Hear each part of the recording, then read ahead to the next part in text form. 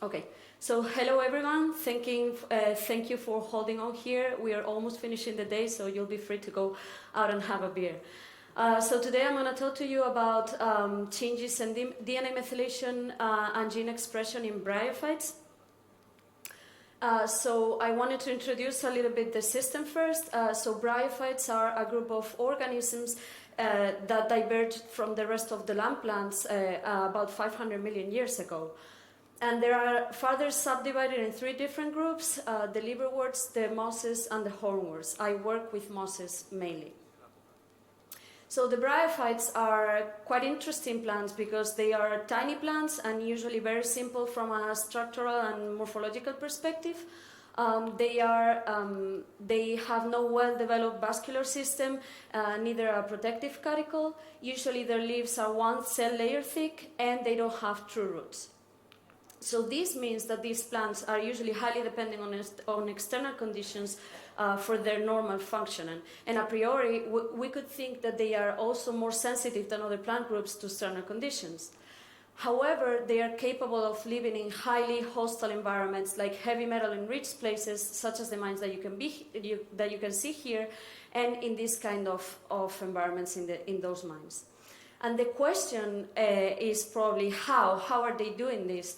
And the truth is that we don't know much about the molecular mechanisms involved in their capacity to tolerate environmental stress, and this is where I come into play. So some time ago, I got interested in this moss species, which is called Scopelophila cataractae, and is commonly known as a copper moss. And it's known as a copper moss because it has a worldwide distribution, but it lives mostly restricted to copper-enriched substrates, like these kind of places that you can see here, like copper mines and sites like that. So what I did was I went into one of those mines in North Carolina in the United States, and I sampled 4 populations of this species that were actually pretty close to each other, just within 500 meters.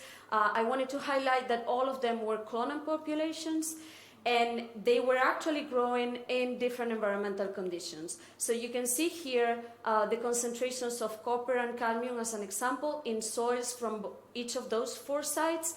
And you can see that populations from the center of the mine were living in more heavy metal-enriched substrates than populations from the edges of the mine. And I want you to keep this in mind because this is going to be important throughout the rest of the talk.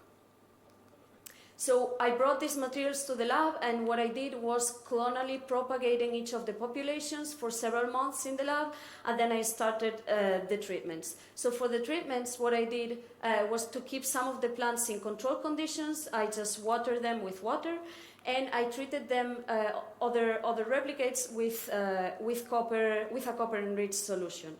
And I made 3 replicates for each of the populations and each of the treatments. So then we wanted to measure their accumulation capacity and their tolerance capacity. And for that, we measured total copper concentrations in the plants and also growth in terms of plant size and the leaf size. The results of this phenotypic analysis showed, on the one hand, that here you can see the concentrations of copper in the plants on each of the 4 populations in control conditions and in copper-enriched solutions. And the first thing that I wanted to highlight here is the fact that all populations reached similar levels of copper. So the accumulation capacity was pretty similar across all 4 populations.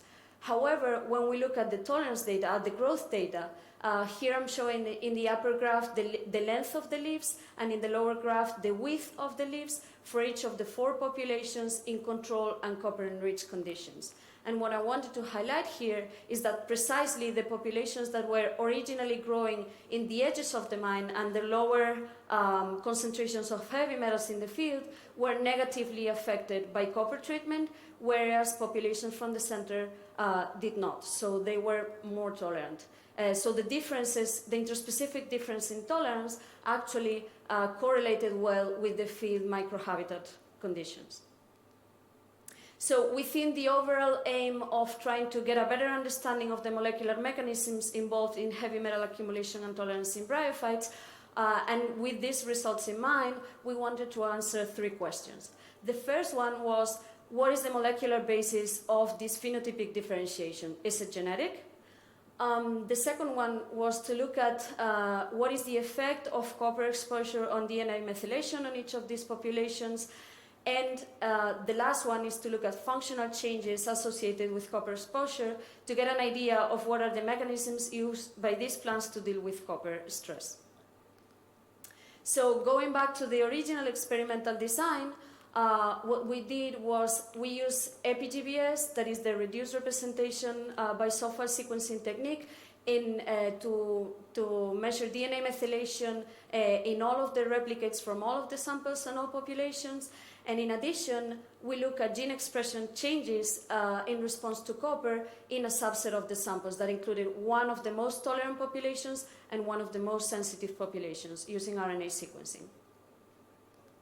So with regards to the first question about the molecular basis of this phenotypic differentiation, based on the phenotypic results that indicated that populations from the center of the mine were more tolerant and had lived under higher concentrations of metals in the field, well, we thought maybe natural selection is actually generating locally adapted genotypes. So based on the SNP data that we obtained with the EpiGBS technique, we did a principal component analysis. And here you can see the set of the samples in the first two principal components, and all of the samples from all the populations basically clustered together. And even if these two seem to be a little bit separated, you can see that the percent of variation explained by the principal components is pretty low, close to 4%. The analysis of molecular variance actually was not significant, indicating that the molecular basis of this differentiation was not genetics. So it had to be something else. So we went into the second question and wanted to look at whether there was any epigenetic structure or any epigenetic differentiation in our samples. And for this, we did a distance-based redundancy analysis that allowed us to check how much of the variation in our pairwise epigenetic distance matrix, which contains epigenetic distances for all of the possible combinations of populations and treatments, was explained by our population, our treatment, and their interaction. So the results of this analysis showed that both population and treatment significantly explain some of the variation in these epigenetic distances, and the population by treatment interaction actually explained like 29.5% of the variation in those epigenetic distances. And here I'm showing this two-dimensional plot with the RDAs, which is basically like the principal components in a principal component analysis, but resulting from the redundancy analysis. And here the red samples are always copper-treated samples, and the green samples are always control samples. What I wanted to highlight here is the fact that populations from the center of the mine, the copper and control plants were more separated from each other, were pretty much separated from each other. The populations, the samples from population 4, which is from the edges, were also somehow separated, but not as much as the other two. And if you can look at here, these squares are control and treated samples from the population 1, which seem to be not highly affected in terms of epigenetic modifications. So copper had a significant effect in DNA methylation in this species, but this was actually population specific. So its effect differed across populations. So then we looked at point DNA methylation changes, which means changes in the methylation level of specific cytosines in the genome. And what are you seeing here is the percent of differentially methylated cytosines compared to all cytosines interrogated for each of the populations. And I wanted to highlight here the fact that, again, one of the most tolerant populations was the most responsive.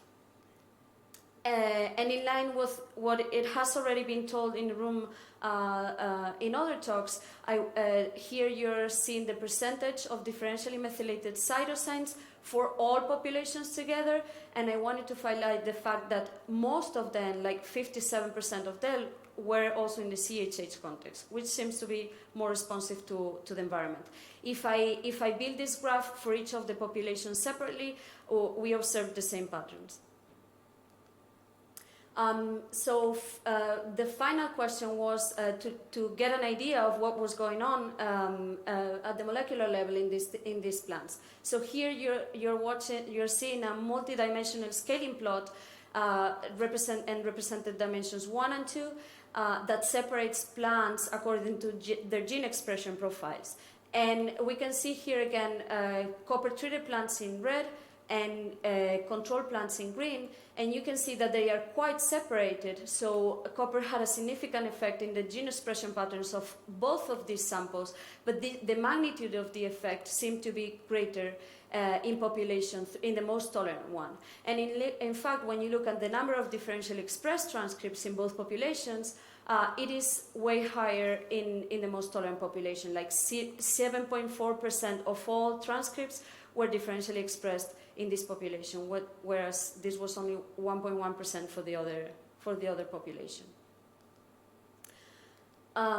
Here I'm just showing a heat map of the expression of commonly differentially expressed transcripts. That is, differentially expressed transcripts that were common to both populations between copper-treated and control plants. So towards the right, you see the controls of both populations. Towards the left, you see the copper-treated samples of both populations. Here in this color plot, the red color would indicate higher expression, whereas the blue color would indicate lower expression. And interestingly, the expression level of most of the differentially expressed genes decreased in the copper-treated plants. In fact, when we look at the number of downregulated transcripts, 99% and 95% of all differentially expressed transcripts were downregulated in each of the populations. Here I'm just showing a functional classification of some of the differentially expressed transcripts, those that had been annotated and that had a description. And I wanted to highlight the fact that many of these differentially expressed transcripts and downregulated transcripts in response to copper had actually something to do with heavy metal tolerance. For example, some of them were involved in protein homeostasis, others were involved in reactive oxygen species detoxification, which is something like raw species are usually generated when plants are exposed to heavy metals. And others are involved in heavy metal transport and cellular signaling. And so if we look, so we are talking that this had been downregulated in response to copper, but this has been a treatment in the lab, and the copper exposure was like, the copper concentration was super high and it was in soluble conditions. So I would say that this has been an acute copper stress, and so what this is telling us is that these plants were actually constitutively expressing these transcripts because they had been exposed to chronic to copper in the field, but then when they are exposed to a really high concentration of copper, they shut down all those functions. And here I'm just highlighting functions that were specifically altered in the most tolerant population, and I want you to focus on this classification here that includes transcripts that are involved in chromatin organization. So when we go to these groups that have been only differentially expressed or constitutively expressed in the most tolerant population, for example, we find transcripts related with histone deacetylation, which is gene silencing mark, or this histone 2A variant whose deposition is usually related with gene activation. So it seems that some of the differentially expressed transcripts in the most tolerant population are actually involved in, or might be involved in epigenetic regulation, or have the potential for epigenetic regulation. And so just to finish and to wrap up, I think it's super interesting that we found some intraspecific phenotypic differentiation for copper tolerance in a species that has a high affinity for copper. And the molecular basis of this differentiation is not genetic, so it has to be something else. The epigenetic data seem to indicate that there might be some epigenetic regulation involved, especially because the most tolerant populations responded more in terms of DNA methylation changes. The chronic copper exposure in the field led to constitutive expression of transcripts or genes that were involved in heavy metal tolerance even when these plants were grown in controlled conditions. And finally, that specifically for one of the most tolerant populations, there are transcripts related with chromatin organization, which means that epigenetic regulation might have something to do with heavy metal tolerance in these bryophytes. And with that, I just wanted to thank all the funding sources that allowed me to work on this project, and all the people that were involved in one way or another, either lab work or data analysis or sample collection. And thank you all for listening.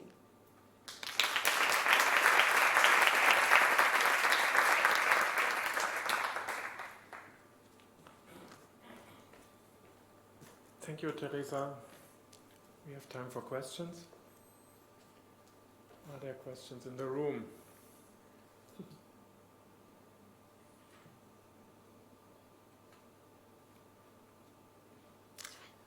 Anything in the chat? No? Here's one.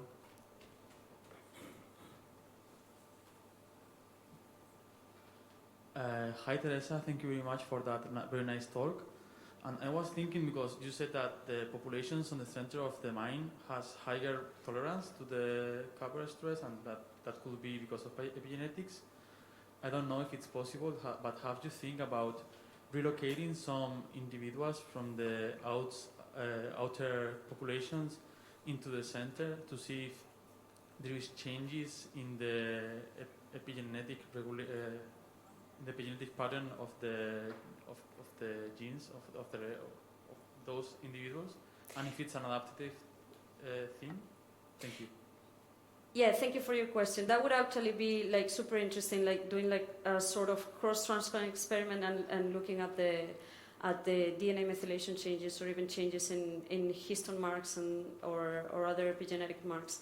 I definitely think that there is definitely no genetic differentiation, and so there has to be something else. I think that our results are not so conclusive because, I mean, we don't have like a reference genome, and we're using a reduced representation tool which gives like biased sort of information, but that would be really interesting. Dario?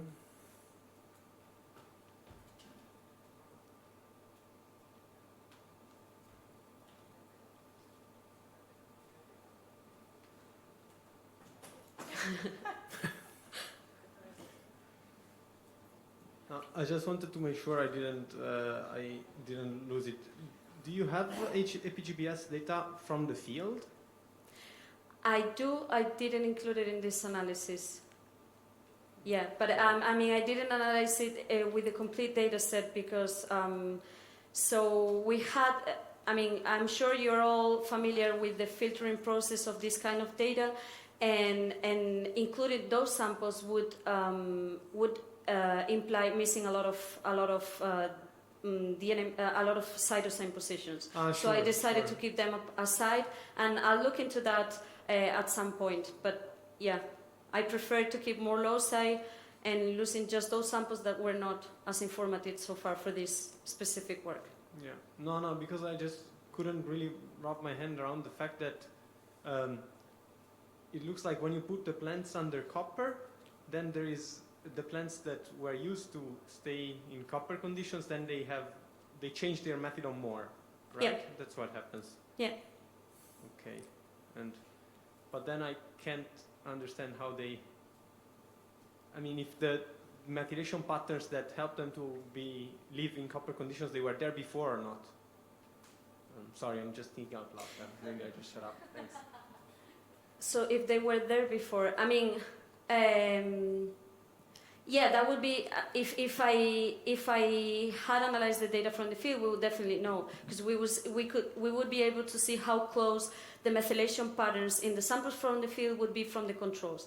I mean, I would say that the controls cannot be used to think about that, because the plants had already been growing in the lab for a long time. So I guess that, yeah, looking at the methylation patterns and levels in the field samples would probably answer that question. There's a question in the chat, Teresa. Maybe you can read it by yourself or read it out. Okay, so I didn't completely understand the physiological response in the high concentration versus low concentration metal populations. I think the graph showed larger leaves under high concentration, is that correct? How is that an adaptation to high concentration metals? So, yeah, I can go back to that graph. Oh, no, I cannot.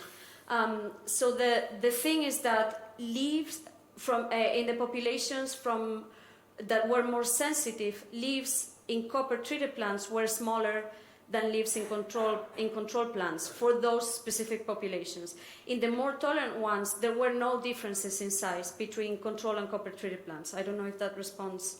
So I interpret that as the fact that the plants that have been exposed to to higher concentrations of heavy metals in the field are not really caring that much and not being negatively affected, where the others are. I don't know if that responds the question. Okay, thank you, Teresa.